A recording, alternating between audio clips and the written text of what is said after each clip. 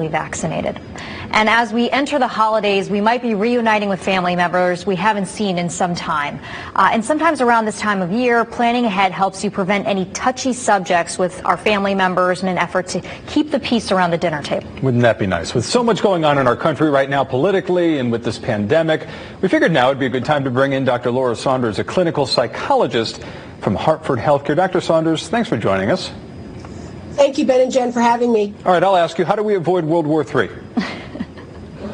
Do not talk about politics at the Thanksgiving, at Christmas, at holiday meals, dinners, family gatherings. Don't do it. It is just a recipe for disaster and divisiveness. And the newfound thing is also talking about vaccinations. Who's vaccinated? I mean, you prefer to be around people that are vaccinated, but you don't necessarily want to get into great debates about, vaccines and vaccinations because it can cause a lot of divisiveness. Well, how do you handle someone at your table who has incredibly strong opinions that just keeps going? You might not agree with them, but what's the best case scenario? How can you react in a way that doesn't undermine what they're saying, but also kind of ends the conversation if you don't want to have it?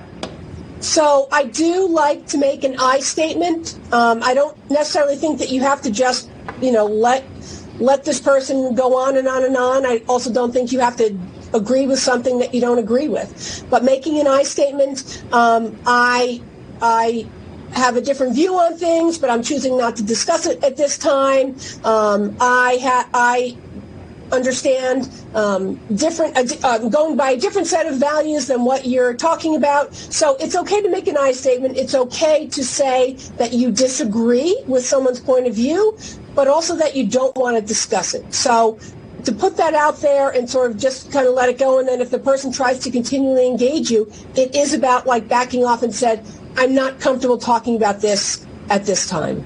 Sounds like such a fun dinner experience. Oh my gosh. Thinking about it. Okay, so Dr. Saunders, I'm getting in my car, I'm leaving my family's home with my family or by myself, and there was a heated conversation, some type of disagreement or argument at that dinner table. What are some of the tools that I can do when I get in my car on my way home?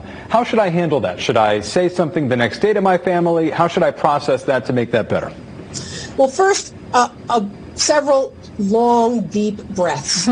Breathe it out, let it go, and, it is okay to come back and revisit something and say, I asked to have my point of view respected, or I asked to not engage in such an intense conversation, and yet, so-and-so continued to do that, and I felt hurt and uncomfortable by that. It is okay to let people know how you felt, but honestly, in those situations, the best thing you can do, and the only thing that you have control over, is yourself and your own reactions. So working on letting it go and starting fresh is the best thing to do. And just pick, a dish at the dinner that you can immediately talk about how wonderful it is. Yeah, right? What can we do to change the subject, right?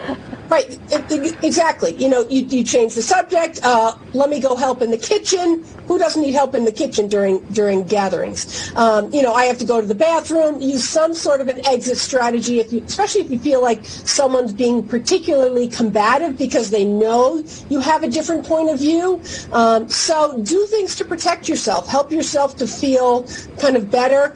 I just think in those situations, you are not going to change someone's mind who is staunchly opposed, no matter what the issue is. Your best bet is to control yourself, control your own reaction, take some space, take a bunch of deep breaths, go for a little walk around the block, something that will help you. Go to the bathroom 45 times if you have to. Right. It's bad if you're like, I'm going to go wash the dishes instead. You've done it 20 times already. Right. Dr. Laura Saunders, always good to talk with you. Thank you so much. Thanks, Doc. Take care. All right, everyone.